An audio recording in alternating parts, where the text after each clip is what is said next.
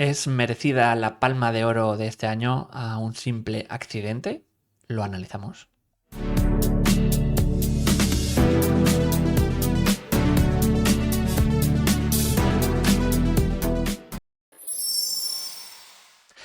Amiguitos y amiguitas de Uyuni, muchas ganas de hablar de esta película de Jafar Panahi. Recordar que ha sido el único cineasta galardonado en los 3 grandes festivales: en Venecia por El Círculo, en Berlín por Taxi Teherán y ahora en Cannes en este 2025 por Un simple accidente. Un cineasta controvertido en el hecho de, bueno, la procedencia. Ya sabéis todo lo difícil que es rodar en Irán. Ha sido un tipo perseguido por el régimen de los ayatolás, el régimen religioso que hay en Irán. Luego tendremos que hablar largo y tendido porque yo estuve en Irán y reconozco mucho de las cosas que aparecen en el cine de Panahi a bote pronto, ¿no? Algo que me llama mucho la atención, ¿no? Que tiene esa vis, ¿no? Esa esencia que tenía el neorrealismo de las historias pequeñas, las historias mínimas, pero que encierran de alguna manera un conflicto universal. En este caso, un conflicto entre hermanos, podríamos decir, en un país muy singular como Irán, ¿no? En el que parecía que iba a llegar el progreso, y en el 79 entra el régimen religioso debido, bueno, querían derrocar al Shah anterior, a la monarquía, y pues ahí pasa como todo pasa, ¿no? Cualquier revolución empieza bien o empieza con unas visiones para el cambio, pero pues luego llegan, digamos, los totalitarismos, los absolutismos, las formas de entender lo político desde lo religioso, ¿no? En esta Un simple accidente vamos a encontrar, yo creo que muchos detallitos, ¿no? Acerca de lo que es Irán, de lo que son sus ciudadanos y sobre todo del rastro que ha dejado también esta dictadura, este régimen religioso, ¿no? A la hora de todas estas personas que por intentar defender sus derechos, sus trabajos, su libertad, ¿no? Pues son encarcelados y torturados. Digamos, parte de la base de este protagonista de la película, Vahid Movesari, maravilloso también, que hace el personaje de Vahid, se da cuenta de que un posible torturador suyo ha llegado, digamos, al sitio donde trabaja, lo persigue, digamos, y lo secuestra, ¿no? Para ver si realmente es ese patapalo, esa persona, ese torturador, ¿no? Que le hizo la vida imposible a tantos y tantos amigos, ¿no? Y que después vamos a ir desvelándonos, o se va la película, va a ir presentando a todos esos personajes que fueron encarcelados y torturados, ¿no? Es el hecho también de esta película de Un simple accidente, esta cuestión acerca entre esas historias de venganza, pero también llenas de moral, ¿no? ¿Qué hacer? Como estamos viendo en esta imagen, ¿no? Si tenemos a nuestra disposición al humillador, al maltratador, al abusador, que pues nos cambió la vida, nos traumó, ¿no? ¿Tú qué harías? ¿No? Hay un espejo muy interesante en la película en cuanto a cómo se desarrolla y en cuanto a que parezca que las cosas son claras, o lo que haríamos todos, y cómo discurre la película para hacer una reflexión entre el odio, o a través del odio, a través de la rabia también, a través de las cuentas pendientes en un país también como Irán, con régimen religioso, y hasta qué punto también, y como estamos viendo en esta escena, es habitual que se genere, digamos, esta corrupción social, ¿no? Que vemos también en esta escena de los policías, o en una siguiente en una gasolinera, ¿no? Hay algo como muy interesante también a la hora de relacionar a un operario normal, a una persona normal, al personaje que hace Shiva, que es una fotógrafa que ha intentado cambiar de vida y que hace las fotos a esta pareja, que también son amigos. La relación también a la hora de entender individuo, sociedad o celebraciones como una boda, ¿no? Yo creo que está muy bien integrado. Es una película que evidentemente no va, no va a ser una maravilla en cuanto a la realización. no tiene, digamos, hallazgos, grandilocuencias en cuanto a la puesta en escena. Se basa prácticamente en planos secuencia mantenidos, en planos americanos en muchas ocasiones, dejando, digamos, que la cinematografía surja a través del conflicto dramatúrgico de los personajes. Y yo ahí creo que es donde más brilla en la representación de ese guión, muy buen guión, muy sólido, de unos personajes que algunos compañeros decían, ¿no?, que eran estridentes o que chillaban o que a mí no me saca tanto de quicio todo eso, habiendo estado allí y habiendo visto, pues cuando discuten dos vecinos el día de la de Cristo, cuando hay un funeral en la calle, es una romería, es decir, la expresión viene dada también por la división que hay entre la vida interior o la vida íntima o la vida familiar o la vida en las casas y la vida exterior, ¿no? Hay como, digamos, una disyuntiva muy fuerte entre cómo nos expresamos en público. También podríamos hablar del velo de las mujeres, que es dentro de los países con régimen islámico el que, digamos, tiene menos superficie de velo. Y aquí se ve también en la fotógrafa cuando está en los espacios íntimos, privados, se desviste de ese velo. Cuando está en los espacios públicos, como estamos viendo, sí que lo lleva, ¿no? Esos pequeños detalles que pueden parecer una tontería, pero que es así tal cual, de cómo vive la vida la gente dentro de los espacios íntimos o de las casas o de los espacios seguros, no públicos, es una historia y lo que se vive en la calle, en lo público, es otra, ¿no? Además, también a tener en cuenta esta cosa también que es interesante de la película respecto a entenderla, vamos a decir, como una especie de road movie, que no es accidental, que tampoco, pero sí que tiene todos estos elementos de unos personajes que a través de ese viaje van a entender el propio dilema de la historia y van a entenderse a ellos mismos en la progresión que tienen. Yo creo que es muy acertado esta cosa de que la furgoneta centre, digamos, el núcleo dramático de la película y que vayamos a encontrar, por tanto, un film muy gustoso a la hora de lo que cuenta y a la hora sobre todo de cómo progresa, ¿no?, que luego también hablaremos en spoilers. Una de las cosas que me llamó más la atención en Irán era cómo la gente preguntaba, pero ¿tú qué haces? ¿No? Con mi pareja estaba, ¿tú qué haces aquí? ¿Pero qué haces aquí? ¿A qué venís aquí? ¿No? ¿Qué os ha llamado la atención? ¿No?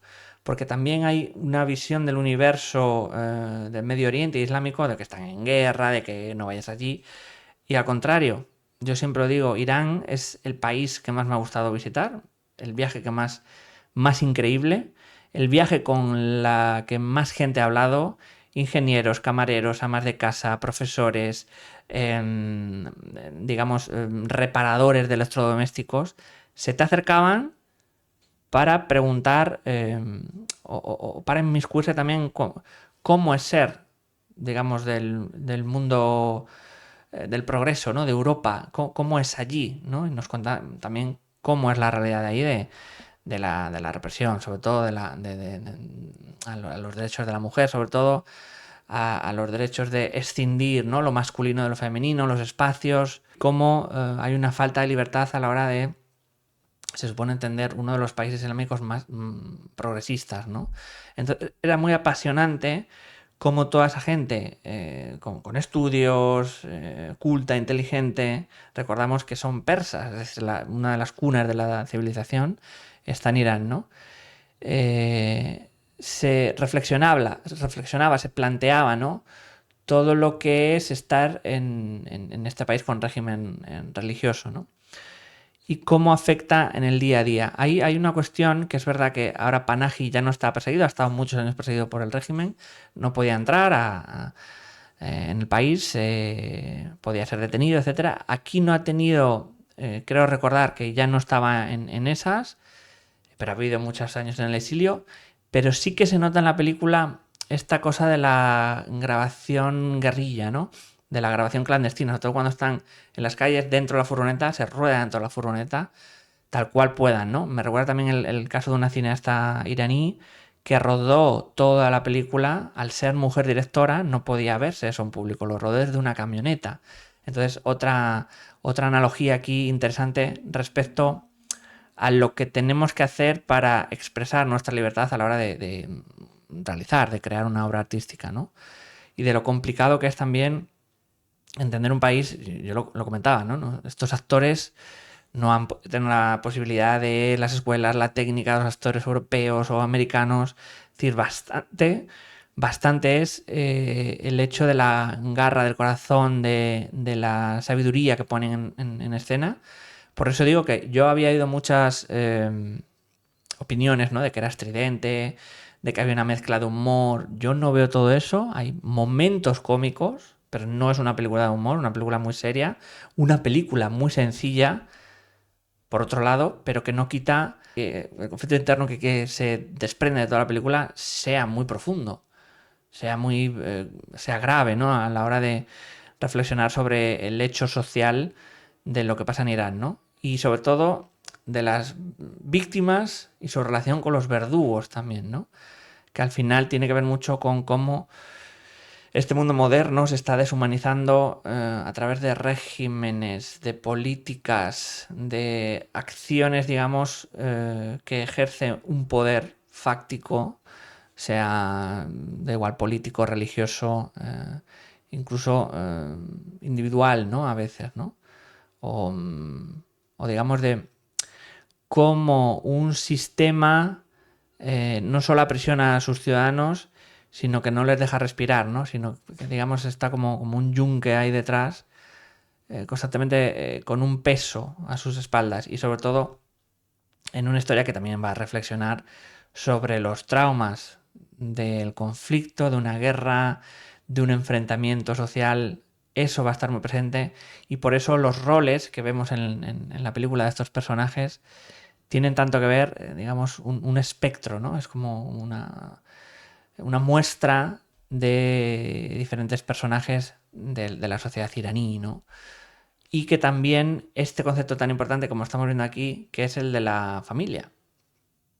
Es decir, es curioso porque en el caso del supuesto, lo que vamos a ver en la película, el supuesto torturador, se va a dar la medida de su familia, mientras que los otros personajes han quedado individuos probablemente solitarios, ¿no? Probablemente, aunque tengan familia, y uno de ellos incluso llama a la madre y todo esto, pero nunca se ve en pantalla, pero si se ve en pantalla, yo creo que es un acierto también de Panahi a la hora de reflejar los procesos, vamos a decir, sociales también, que los personajes que son víctimas sean individuos y los personajes que son verdugos veamos a su familia, ¿no? Eso creo que enriquece mucho y que no la hace ser una película de blancos o negros, ¿no?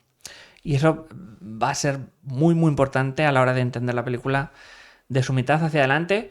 Por otro lado, decir, a mí me aburre la película los primeros 20 minutos, me parece un poco sosa, un poco pesada en el ritmo, y después ya cuando se van involucrando todos estos personajes, va creciendo, digamos, la atención, la tensión y sobre todo bueno, ¿esto dónde va a derivar? Porque este tipo ha secuestrado a este ejecutor. ¿Qué va a pasar? ¿No? El hecho también de la camioneta te da esa bonita intranquilidad como espectador de dónde lo van a llevar, qué va a pasar, qué van a hacer con él, qué va a ocurrir, ¿no? Y van sucediendo una serie de cosas que van sumando capas a la hora de la complejidad de qué hacer en una situación como esa, ¿no?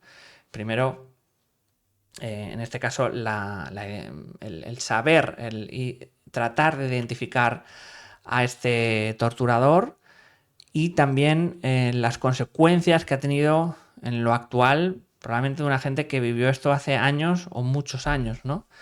Se dice, ¿no? De cómo de alguna manera tienen dentro ese trauma, el personaje este de la camiseta azul, ahí es el más extremo en ese sentido, el que más rabia va a tener dentro y los demás van a tener la misma rabia pero de otra manera, ¿no? Como el personaje de Bajit, pues dice que tiene los riñones, la espalda hecha polvo, ¿no? Se dice, ¿no? Las torturas a las que eran sometidos. Todo esto desde un lado muy normal, en el sentido de cómo se muestra es muy humano, muy sencillo, muy ya, es decir, no hay una recreación lacrimógena, creo yo, en ese sentido, sino que naturalmente vamos averiguando a través de todos estos personajes, pues que habían sido todos torturados, ¿no? Secuestrados para que revelaran nombres, etcétera, ¿no? En sus comunidades. Y hay una cosa muy interesante de la película en ese sentido, que es que no hace falta ir a muchos sitios simplemente con las presencias de víctimas y verdugos para entender un conflicto mucho mayor, más profundo, de más envergadura dentro de la sociedad iraní, ¿no? Y de, bueno, casi cualquier sociedad, y esta cosa universal de, al final, el conflicto no hace falta visitar muchos sitios, es decir, no hace falta una gran cinematografía puesta en escena para entender el dolor, el sufrimiento, la injusticia también, ¿no? De cuando, me está acordando también la dictadura argentina o tantas otras, ¿no? En Vietnam, todo el eco, el rastro que deja socialmente a una población no solo empobrecida culturalmente, económicamente, sino, digamos, machacada mentalmente, ¿no? ¿Cómo queda uno después de eso? ¿Cómo poder hacer una vida normal cuando muchos de los personajes dicen que tienen pesadillas respecto a lo que ocurría, ¿no? Y cómo les denigraba, ¿no? Como estamos viendo aquí en estas escenas con los guardias de seguridad, hay momentos de alivio, momentos cómicos, yo por eso digo que no me parece una comedia, y me parece que sí está estructurada alrededor de algo más interesante, que es, sabido el caso, sabida la historia, ¿qué hacemos? ¿Cómo nos comportamos? ¿Seguimos siendo monstruos? ¿Vamos a ser peor que el monstruo que maltrató, que humilló? Vamos a tener en cuenta a su familia, también es algo de lo que se va a ver en la película, muy interesante, ¿no? Hubo lío en Cannes. Aquí estamos viendo a Juliette Binoche, también a Kate Blanchett. No las tenían todos consigo para darle la Palma de Oro a Panahi. También había muchos que les gustó Sentimental Value y Sirat y otras, ¿no? Pero creo, a mí personalmente, quizá por nota, por una cosa de nota, ¿no? No me da para una Palma de Oro, pero no me extraña que haya sido Palma de Oro este año en Cannes. Aquí estamos viendo al elenco, al director. Es decir, tiene todos los ingredientes importantes, esenciales a la hora de premiar una película. Que para mí es un muy buen guión, buenas actuaciones y sobre todo un tema que va más allá de lo que está ocurriendo en escena, que es absolutamente universal, absolutamente importante, ¿no? A la hora de entender los procesos de reparación también de una sociedad. Entonces, ahí vamos a tener una película muy interesante, como digo, no es una película que se te calculo excelente, que dices, Dios mío, se me cae la baba, pero es muy buena película y entiendo, o sea, y acepto también que sea una Palma de Oro en este caso, ¿no? Porque claro, había oído tanto, que es que no sé qué, que estridencia, que exagerado. A mí, de verdad, no me ha parecido nada de eso. Estaba absolutamente metido en la película tras esos 20 minutos un poco pesadotes al principio, con la odisea de estos personajes que, como estamos viendo en este póster, nunca, no habría mejor metáfora que tengan que empujar una camioneta que lleva a un captor, a un torturador. Es decir, que la vida supere, digamos, al hecho y que al final lo que haya que hacer es juntos intentar entender qué hacer con esta circunstancia, ¿no? De tener a un malaje, a un torturador, lo matamos, lo dejamos vivo, ¿qué ocurre, no? Es verdad que también cuanto más avanza la película, a mí es verdad que se me cae, por ejemplo, la parte o esa subtrama de los novios, que de repente un poco desaparecen. Creo que hubiera tenido más miga que siguieran hasta el final. La película se extiende y se reduce, también vamos a decir, en cuanto a personajes, y queda el personaje de Bajit y de Shiva, que me parecen, digamos, las dos cabezas, ¿no? También más interesantes de la película, sobre todo por la escena que tiene Shiva con con este amigo, que ya veréis que es. Creo que también da mucha medida de cómo queda, es decir, de las heridas que desde lo social ocurren con una dictadura militar, religiosa, política, ¿no? Es decir, va más allá del daño que se hace, que hace el propio sistema, sino que las personas se enfadan, se pelean entre sí. Y ahí está también otro de los temas apuntalados en la película, esa división, ¿no? Entre caracteres, personas que en algún momento se han querido, ¿no? También creo que es interesante eso. Nos vamos a ir con spoilers, bueno, para comentar la parte del final.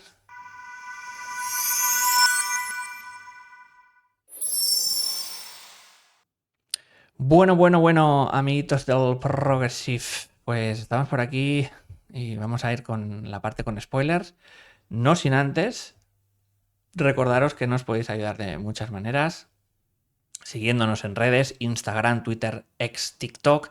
También os podéis suscribir aquí en YouTube si no lo habéis hecho. Si os gusta el contenido, lo que hacemos, estos análisis locos, largos, ¿no? De las películas de estreno. También debates, bueno, todo eso. Todos esos likes, suscribiros, nos ayuda mucho, ayuda a que los canales crezcan mucho y que bueno, puedan llegar a más gente. Vamos a incidir en estos dos hechos, la segunda mitad de la película, como decíamos, y que se van a resumir también en entender que la película progresa en cuanto a lo dramático y genera más preguntas de las que hemos comenzado la película. Que cuando comenzamos, esto está claro, si han pillado a este tío, identificarlo y matarlo, ¿no? Hay una cuestión también que viene en relación a esta niña, que en el cual, bueno, hay un momento que se pone en contacto con la familia. La mujer también está embarazada de un siguiente hijo, etcétera. Hemos visto que probablemente, posiblemente sea también el captor, el ejecutor, este personaje del Mazna Jafi, de Iqbal. Bueno, del Mazna Jafi es la niña, perdonad. Ebrahim Azizi es Iqbal, el que está, digamos, con la venda. Y vamos a descubrir una película que, como decía, en esta cosa neorrealista, sin tener que ver, pero sí que toca eso, ¿no? Que desde vamos a decir, el marco familiar de lo pequeño, vamos a entender pues, que estos hombres también tienen familia. Y entonces ahí sí que es verdad que se crea una disyuntiva en cuanto al espectador de qué hacemos, ¿no? Está la niña llorando, hay que llevar a la madre al hospital. Y entonces, de alguna manera, ciertos personajes se van ablandando, ¿no? En contraposición con otros que lo que quieren es destrozarlo, ¿no? Es igual que lo que necesitan nosotros, ¿no? Y ahí está la bonita reflexión, yo creo, de la película, que es entender a los personajes y entendernos nosotros a través de la decisión que tomaríamos, ¿no? Y de cómo va cambiando. Está aquí su hija, está aquí su mujer que está embarazada, ¿no? Sigue siendo una persona. Es decir, el hecho de anularlo o de no ver a la familia hubiera sido otra película, evidentemente, pero sí da medida que hasta las peores alimañas tienen gente a la que quieren, ¿no? Entonces yo creo que es una muy bonita reflexión acerca de, joder, ¿y ahora qué? ¿No? Como parecía todo tan claro, pero no, ¿no? Y además esto se ve, incluso antes de saber esto desde el principio, con el personaje de Bajit, que de alguna manera tiene esa rabia, tiene ese espíritu de venganza, pero piensa también en, bueno, esto está bien hacerlo, ¿no? Y por eso es lo que decía, que es interesante porque plantea un escenario interesante, ¿no? Entre el hecho de la venganza y el hecho de lo moral, de lo ético, de qué decisión tomo respecto a esta situación, que no es nada fácil, ¿no? Aunque esto siempre decimos, ¿no? Si hacen algo a mi hija, si hacen algo a mi hermano, a mi madre, lo mato, claro, sí, pero luego hay unos matices, ¿no? Y creo que por lo menos la película brilla mucho en hacerte pensar en eso, en si tenemos que, si unos monstruos nos han ultrajado, nos han humillado, nos han quitado la dignidad, si nosotros debemos seguir ese camino, esa senda. ¿No seríamos los mismos monstruos o peores si continuamos, digamos, esa escala de violencia, de agresión, de humillación? Y creo que ahí es una de las cosas importantes de las que se desprende en la película, en esa parte final, sobre todo con la escena esa del hospital, la familia, y sobre todo con la escena del árbol, ¿no? Que para mí, ya digo, es de una tensión y de una incomodidad y de una cosa de simplemente esto que hay que hacerlo, que hay que tener talento, ¿no? De dejar la cámara puesta en un plano medio largo y registrar las reacciones, tanto el personaje de Vahid como el de Shiva, ¿no? Respecto a, bueno, lo tenemos ya fácil, ¿lo matamos o qué? ¿No? Y ya veréis, tampoco quiero desvelar, pero toda esa escena, esa tensión, la construcción de la escena, cómo salen fuera de campo, cómo solo está todo el rato el personaje de Iqbal, y cómo recibe la bronca, ¿no? De los otros, cómo están, cómo no están. También creo que es una bonita metáfora, ¿no? De que nuestras más absolutas acusaciones van a estar presentes por momentos, pero van a estar también fuera de campo. Es decir, es un conglomerado de voces de una sociedad que va a culpar a esa misma sociedad de por qué hemos llegado hasta aquí, por qué ocurre esto, ¿no? Por qué siempre los regímenes, las dictaduras, los totalitarismos son así, y nos cortan las alas, nos quitan la libertad, nos callan, ¿no? ¿Cómo no van a gritar esos personajes al final con todo lo que pasa, ¿no? Hay algo muy interesante también de reflexión en esa escena, muy fina, a mí me pareció muy chula esa escena, en cuanto al diálogo que tienen también ambos, en cuanto al diálogo que tienen sobre qué hacemos si dejas en paz a mi familia, yo haré esto o no, te perseguiré o no. Es decir, cuando nos tocan, digamos, lo más íntimo, lo más sagrado, lo más personal, dejamos de ser los autómatas, las máquinas, los violentos. Es decir, cuando estamos en un contexto es muy fácil agredir, y cuando estamos en otro es muy fácil perdonar, y cuando estamos en otro es muy fácil entender. Esas son las preguntas, ¿no? Comprender todos estos supuestos que se lanzan al final del filme es muy interesante, ¿no? Sobre todo en una escena a mí que me da escalofrío, me deja wow, ¿no? Una escena muy, muy interesante, ¿no? Esto que pasa al final con este hombre atado al árbol, ¿no? Una luz roja también. Y con una sensación también dónde estamos, que luego se va a revelar dónde estamos. Y eso también es lo bonito del final, que es esta cosa de vamos a estar más cerca de lo que creemos de la civilización o no. Depende, o sea, se convierte la escena en un espacio mental por un lado y en un espacio social por otro, cuando abre y entendemos dónde estamos, ¿no? Es decir, hay como abstracción por esa escala también del plano, pero hay también integración en cuanto a entender qué puede pasar al lado, el vecino, en el patio de enfrente, en ese descampado. Es decir, en cualquier lugar puede ocurrir una escena de vida o muerte por un lado, y puede ocurrir una escena en la que el destino o los destinos de diferentes personajes puedan verse alterados o pueda cambiarles la vida también, ¿no? Que es un poco también lo que ocurre hacia el final. Y creo que ese sentimiento, vamos a decir, de la localización y no localización, creo que está muy conseguido también, está muy bien llevado desde lo sencillo. Ya os digo, un plano mantenido, plano medio, medio largo, los fueras de campo, y qué va a pasar en medio de la noche, ¿no? Creo que es de ser muy talentoso hacer eso bien con tan pocos elementos o tan esenciales. Entonces, yo ahí rescato muchísimo la película. La película me iba ahí como entre el 6 y ahí yo la elevo, ¿no? Claramente a un 7, 7,5, a un notable, ¿no? Me parece una película imponente a ese punto que he llegado, ¿no? De la peli. Poco más que decir, amiguitos del Progressive, que nos vamos a ir yendo y os vamos a recordar que, nada, si os gusta el contenido que hacemos, podéis dar like, suscribiros si no lo habéis hecho, dejarnos en comentarios debajo qué os ha parecido la película. Una película que ha gustado mucho, que no ha gustado nada, gente saliendo de la sala, gente loquísima con la peli, gente que no. ¿Qué os ha parecido? Y que nada, nos podéis seguir también en redes, Instagram, Twitter, X, TikTok. Ahí comentamos todo, preguntas, estrenos, disyuntivas, contradicciones del cine. Y que nada, que nos vemos en un próximo vídeo o directo de Amantes de Uyuni.